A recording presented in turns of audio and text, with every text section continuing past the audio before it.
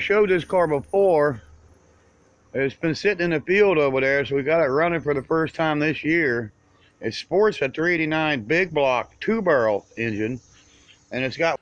Hey Barry, question, really quick. Like, you're an idiot. You want to teach people, but you don't know anything about anything. You apparently don't know nothing about Pontiacs.